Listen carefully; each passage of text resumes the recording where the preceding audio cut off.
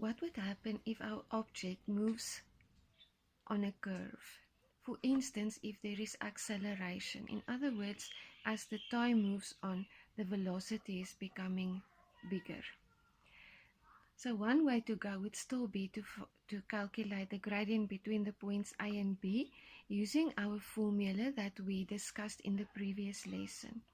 However, the line for which this gradient is calculated is quite a distance away from the actual curve. So this entire orange area represents a big mistake. We need a more accurate answer.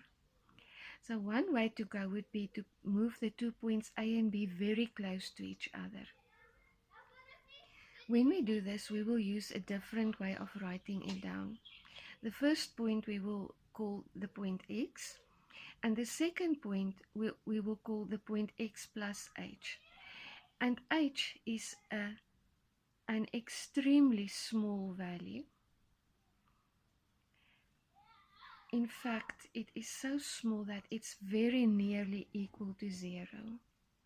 The corresponding y values in the function notation would then be f of x, and for the second point, the y value would be f of x plus h.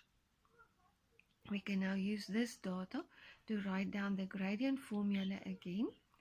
F of x plus h minus f of x over x plus h minus x. But we need to find a way to inform the reader that h is a very small value. And also we can strictly not speak about m anymore, since m represents the gradient of a straight line and we are working with a curve. So in the place of m, we would write down f prime of x, and we will also introduce this term, the limit, where h tends to 0. And this is just the mathematical way to state that h is a very small number, almost as small as 0. The rest of the formula looks familiar. However, in the denominator, the x and the minus x cancelled each other out. So the denominator becomes h only. And this expression we call the derivative of a function. And this is comparable to the gradient of a straight line.